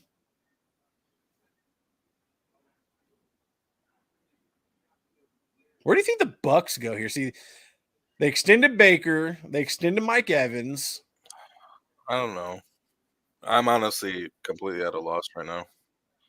I could see him going wide receiver 2 here. This entire draft did not go in any direction that I thought that it was going to go.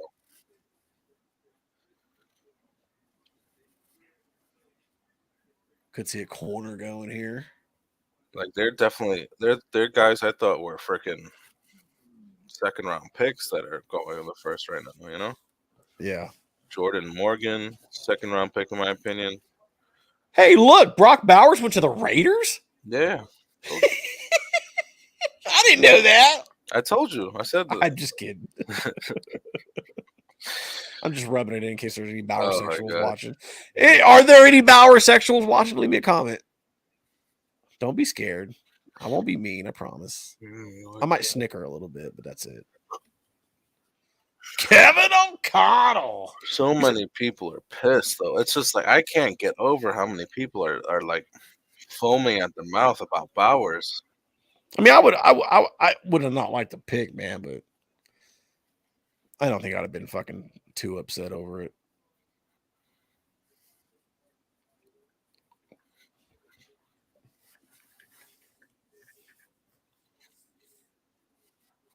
But now we have, dude, I hope you're right. I hope we do trade back into the second round because I really, really would like to get a receiver.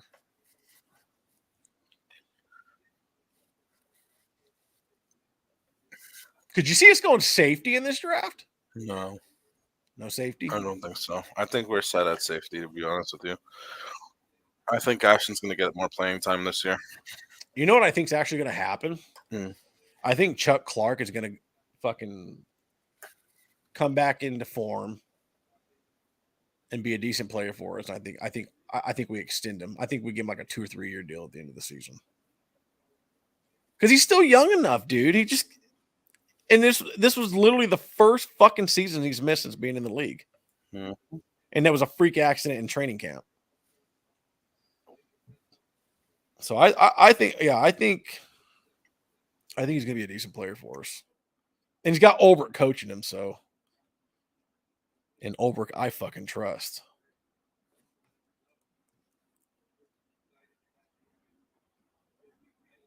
Look kind of sad. None of my Bowers buddies wanted to come hang out with me tonight.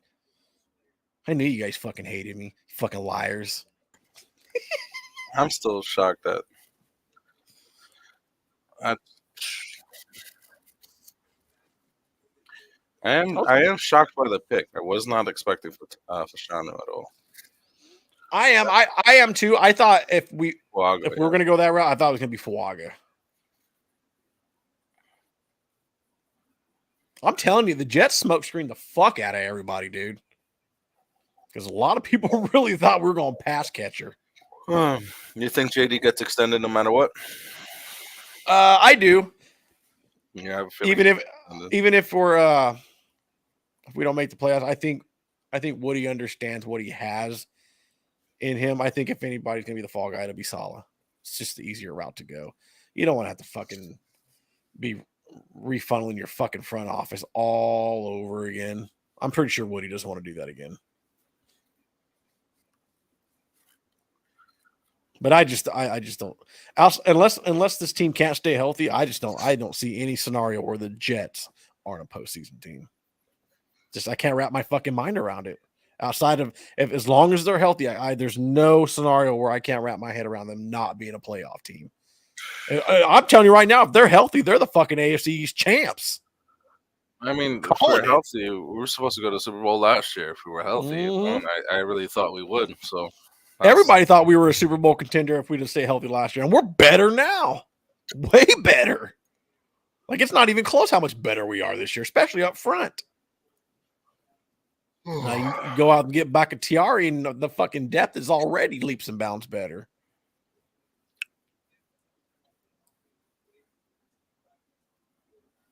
There were some people that think Tyrone Smith could even come back next year or the year after. I don't see it. Only if we. I mean, basically, Especially- Joe Douglas is signing guys like he's gone. You know. And Fashanu kind of like basically nips that in the bud. I think so too. Oops, sorry about that. Hey, not bad for the channel. We've had 13 or about 11 to 13 consistently across the board tonight. I appreciate that, guys and gals. Thank you. Thank you. Mm-hmm. Hope everybody's enjoying the draft. I hope everybody's happy with the pick as we are here at the 1JP. I'm just glad we won O-line. I'm just glad Yes. we won O-line. And like I said earlier, I still hope we're not done. Oh, Knicks collapse looks like it's going to happen. The who? Knicks collapse is looking like it's going to happen. No shit. They lost today. Yeah, I've been seeing a lot of the I'm a Nets Rangers and Knicks stuff on the X. fan. I'm a Nets fan. It'd be nice if the Jets can get involved in some playoff talk. Like I said, No, I think can't it's gonna wait for happen that. this year. Oh, it's going to be great. Hopefully the Rangers do well. Oh. Looking very much forward to. Oh, that's right. O'Connell's a former fucking Patriot. That's right. I think you're thinking about O'Donnell. I think that's what you're thinking. Neil O'Donnell. Yeah. For quarterback of the, he was quarterback of the Jets my first fucking season. Ah, the good old Yeah, days. he threw 2 picks straight to a Dallas Cowboys backup, and we traded for him. In the Super Bowl. I remember that, dude. Man, and to think, I remember watching the Dallas Steelers Super Bowl. And little did I know, I would say going into that offseason, I would become a Jet fan. I didn't really have a team. I kind of rooted for Miami during those days because I kind of like Dan Marino. Mm-hmm. But no, I really didn't have a team. And then my buddy got me into the fucking Jets. Sorry, bastard. I'll find him. I'll hunt his ass down. I wonder where he's at. Yeah. Never buy that guy a beer again. All because my favorite color is green and I wanted to be a pilot as a kid. That's why I picked the Jets. I had no idea. I didn't know nothing about football. I remember the hat his father gave me. I remember being at his house and we were like kind of like roughhousing in his bedroom, just kind of like being loud, wrestling and shit. Yeah. And I remember his dad coming in because it was a Sunday morning. And I remember his dad coming in and he's like, "You fucking asshole, shut up, watch the Jet game." I'm like, "Oh shit, sorry." He kind of looks at me and goes, "Oh, hell no, I had a Dan Marino shirt on." And he goes, No. And he fucking comes over to me, pulls the shirt off of me, throws one of my buddy's shirts at me. I put that on. We go back to like hanging out. And then 5 minutes later, he comes back in the room and he's got this old corduroy fucking Jets hat, dude. Now, if you have ever seen the Sandlot movie, you remember Smalls' hat, how it's got like that 40-mile fucking long bill and shit. That's the exact kind of hat it was. It was corduroy with a fucking 40-mile long stains and tears every fucking which way, dude. The little clip, because it was snapback, like half the snaps were fucking gone. It was like hanging on by one fucking snap, dude. And I held on to that hat for about 2 seasons before I got another one. But that's kind of my introduction to the fucking Jets, man. We were wearing those old 90s uniforms before Parcells took them back to the Super Bowl era. I remember after that 96 season too, I'm like, oh fuck, what did I do? What did I get myself into? That close from walking away, dude. Probably should have too. Probably. I look back, I'm like, I should have walked away. See, I started watching when Parcells came on because I knew the name, and I was young. I was still young, so I didn't really understand what was going on. But I knew Bill Parcells from the Giants and Super Bowl, so I was like, "Oh, yeah, does that mean we're going to the Jets are going to go to the Super Bowl? I should start watching football." I remember them signing him. I remember we just watched the Super Bowl. I believe it was Oh, well, he came right after the fucking Patriots lost to the Packers, right? Yep. I remember that because I remember seeing the Patriots in the Super Bowl, and then we got Bill Parcells. I'm like, oh, sweet. I'm like, dude, he took the Patriots to the Super Bowl. No, he jumped I was ship young. immediately. But that's the God, thing. He was always jumping ship. Yeah. And the thing is, I want to know what the hell happened with him, Belichick, and Woody, because they hate Woody. They hate the Jets, but I know it's because of Woody. But I don't know what the hell happened. They won't talk about it. They just trash the team left and right. Somebody was like, "Oh, it's Yeah. because they're in a different a secret society, like a rival secret society." Yeah. Do explain. What's that? What do you mean? Secret So society? I had a teacher I worked with in one of my schools, and she used to talk to me about like she was in a secret society, one of those like college things, I guess pseudo Illuminati kind of thing. But and she said that Belichick was in it too. Not Skull and Bones or anything like that, but still one of those like elite school kind of things. Gotcha. And so she was saying, so I was like, oh, so does that have anything to do why he left the Jets? And she goes, she said she didn't really follow football. That was just the only fun fact that she liked to throw around to impress people, which usually always backfired. But she we have us a guest. She said, yeah, Miss Raven. Hey, Raven. Here, I figured I'll return the favor now. We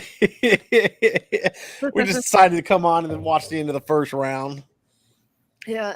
How you guys doing? Oh, I'm doing fantastic. How about you? I'm good. I seriously can't thank you enough for holding it down for me on my show. I really appreciate it. Oh, you're more than welcome. Obviously, you guys are welcome back anytime. But Thank you. Man, I got home and I'm so tired. I'm so tired. I ordered some food, so I think I'll hang out with you guys until then. So I ordered some food, and I'm sitting here and I'm just like, holy fuck, I'm so fucking tired. I did a lot of walking. I walked 3 miles. Yeah, all that Wait, time. Stadium, man. I would say you walked back home? No. I was like, damn. Yeah. You know what, Randy? I walked out of MetLife Stadium, then walked on the turnpike through the Lincoln Tunnel, then walked all the way from wherever Lincoln Tunnel is. That's how tired I am. I freaking Drafting offensive lineman will do crazy things to you.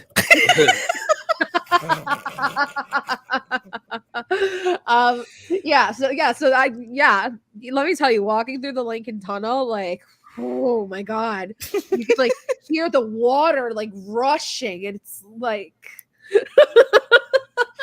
So I gotta ask you, what do you think Brock Bowers to the Raiders? How about that?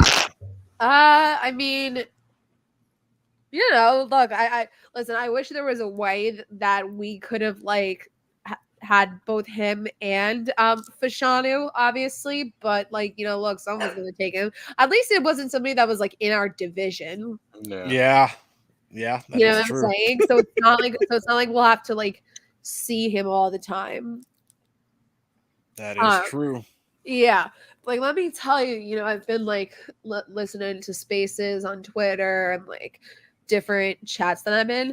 There are some people out there who are really pissed. Oh yeah. Look,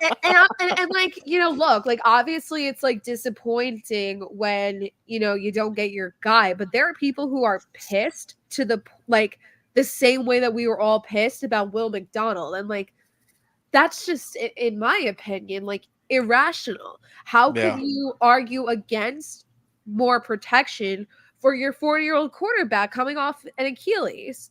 And look, I'll be the first one to say oh, the surgery that Aaron got was explain all the shit with that, then explain why he isn't necessarily as fragile as we all think he is. But at the end of the day, what happened, and I think when or if we need this insurance policy, we're gonna be happy about it. Mm-hmm. We already have a season like last year. Yeah, yeah. Like last year, not only did we not have the talent, we didn't have the depth either. Yep. And you can't predict injuries. Right. You know, who the fuck knows? We already know that we already know for sure that we've got one guy on this offensive line that is not going to be there for every single game in Tyron Smith. There's AVT who's coming back and while I do have like a ton of faith in him, he's a young guy. And so he's got that going for him. You still don't know there. Like I think there's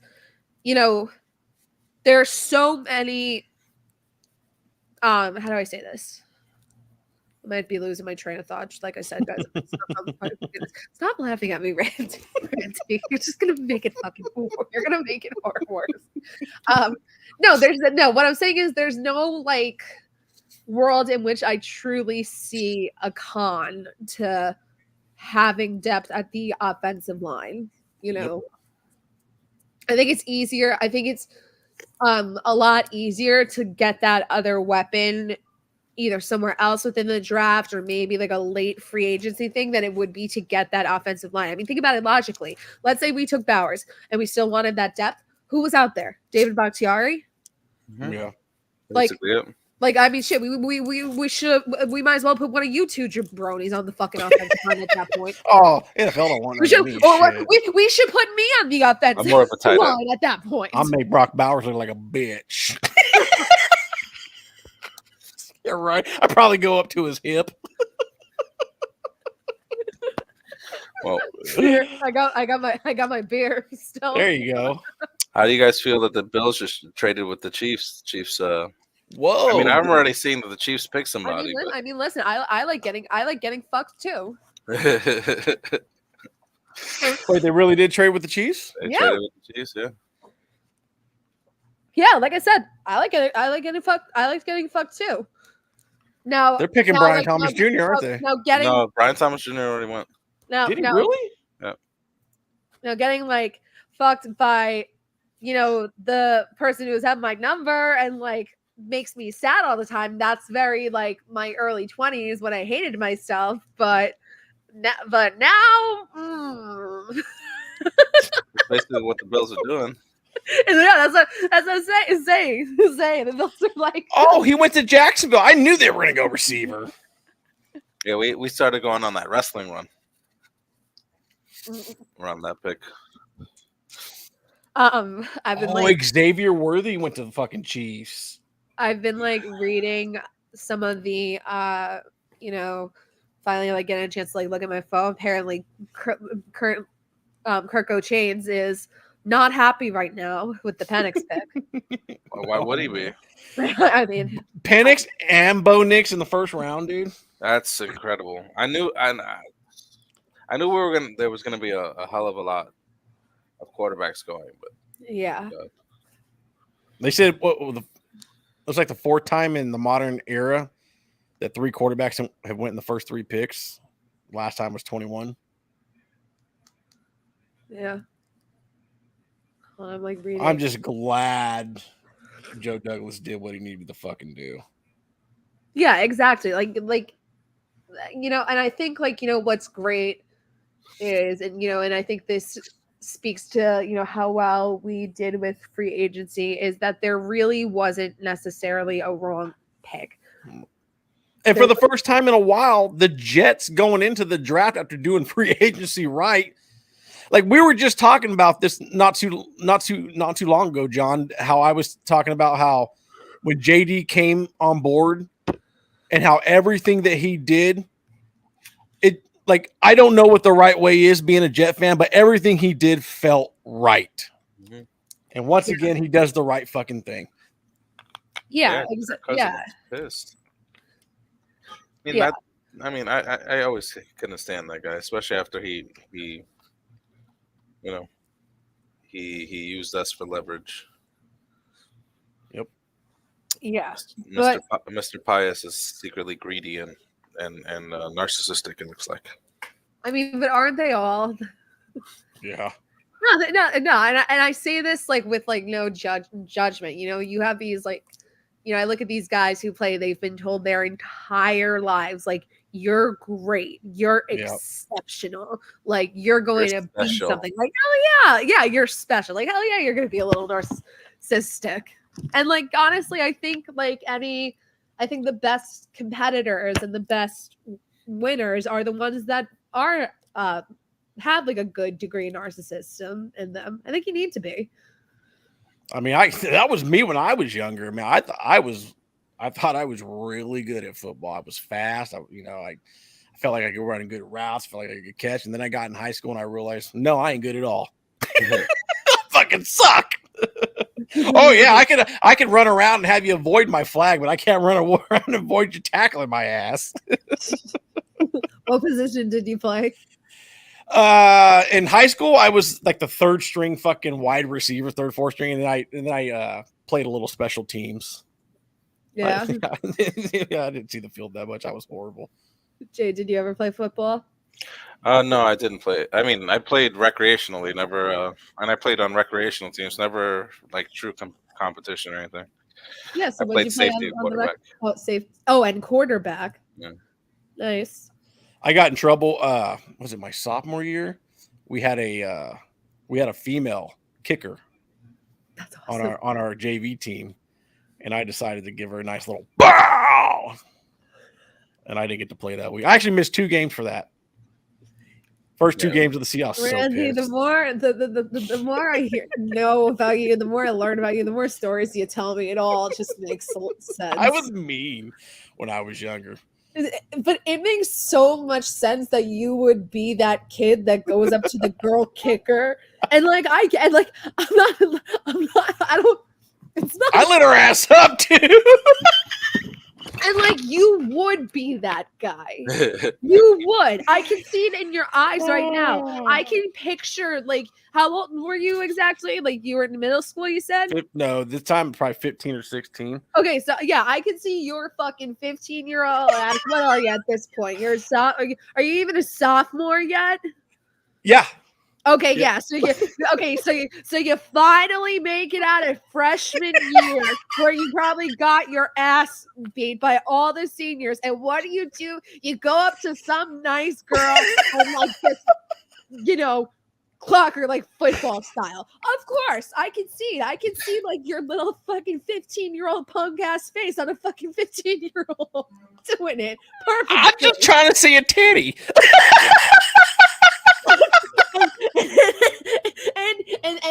and speaking as someone with some Oh, titties, you think jeez. that makes it better?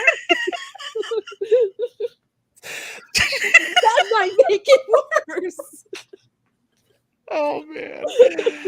Oh, hey, it's not as bad as one of the soccer guys when they found out she was in the locker room by herself in the female locker room after a game. They went in there and tried to find her getting undressed.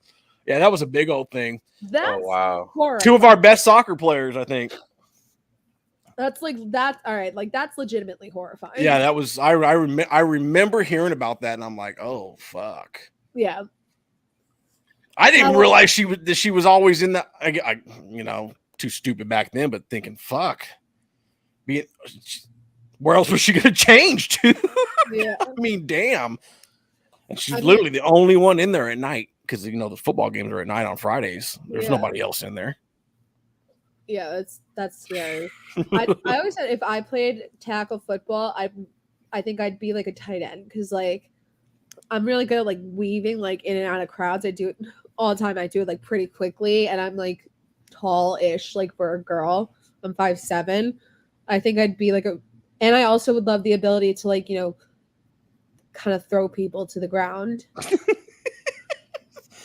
Yeah, some Brock Bowers won't be done.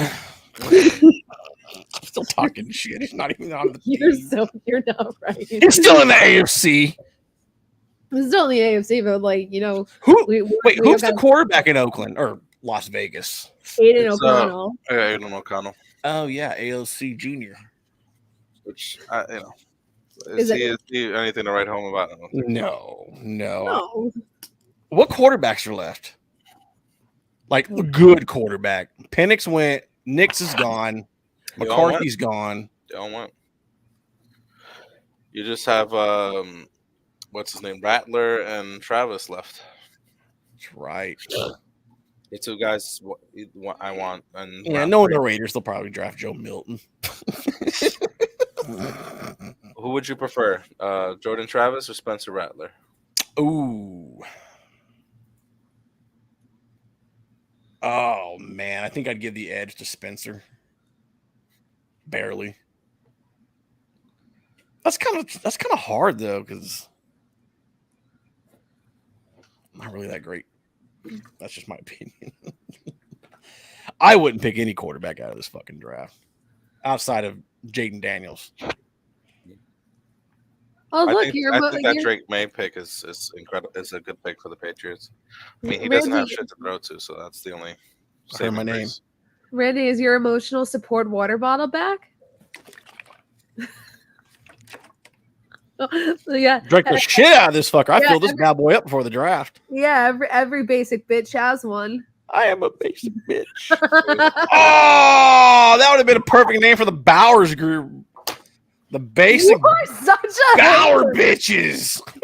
You are such a hater, and you are such a Jay. I tell Randy all the fucking time whenever he comes on me and Vinny's show, he is like the biggest shit stirrer I've ever seen. Well, Coach used to call me the instigator.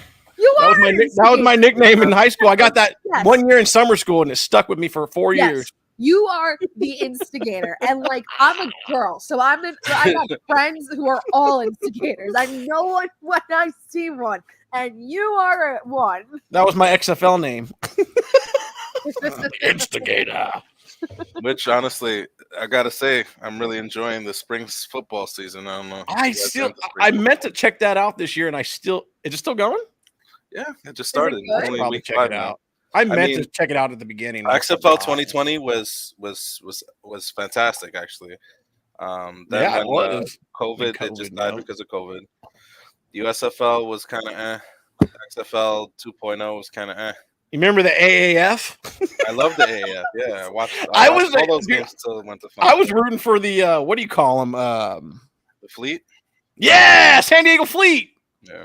Fuck They were actually so XFL 2020 bought the AAF's rights. They were gonna expand to 2 more teams, and then they went defunct. But no, this year the UFL, the combination of the XFL and the USFL has actually been better because it's less teams, so the talent pool's much stronger. Nice. I mean, obviously they're not NFL caliber players, so you go into it watching that and knowing that right off the bat. But the quality of the games are still good, still exciting. Because that was the problem with the AAF. The quality of players was crap, dude. Yeah. I mean, that Birmingham, what was that? Whatever. The Birmingham team that was, I think Hackenberg was the. Yeah, I know who you're talking about. But that Birmingham team was on that. They suck, dude. And they had, what's his name at running back from the Browns? Mm-hmm. Oh, I forget who it was. But yeah, that Birmingham team sucked. I'm like, there is not a person on this fucking team that would make an NFL practice squad.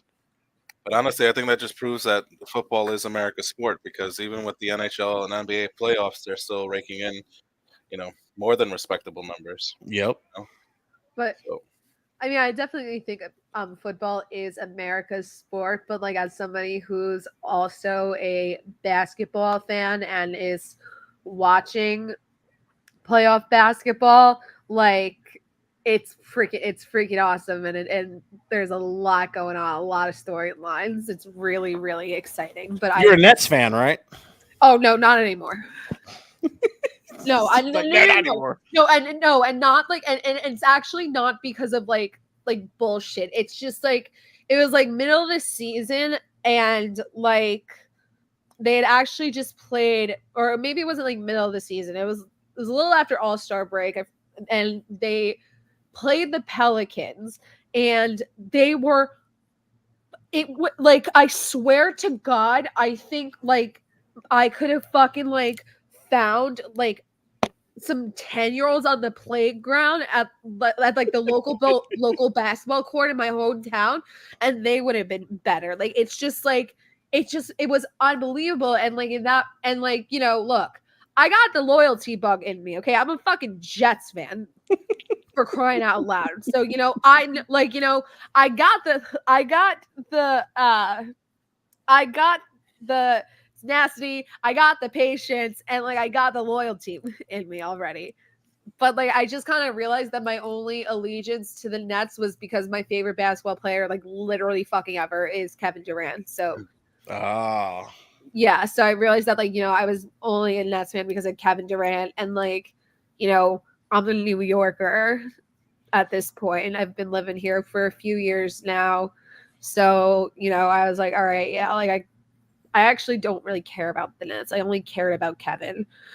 So go Knickerbockers, huh? Oh fuck yeah. Oh hell yeah. Oh, absolutely. Ew. We're literally shut the fuck up. We're I don't literally even like basketball. I'm just kidding. yeah. I'm an old Bulls fan. Well, Jordan fan, actually. Oh, for God's sake! I mean, like we're literally going to the finals. Like, and even if we like don't, like, I'm still gonna rock with them. That's my team for sure. Not a Nets fan anymore. They lost today, though. Listen.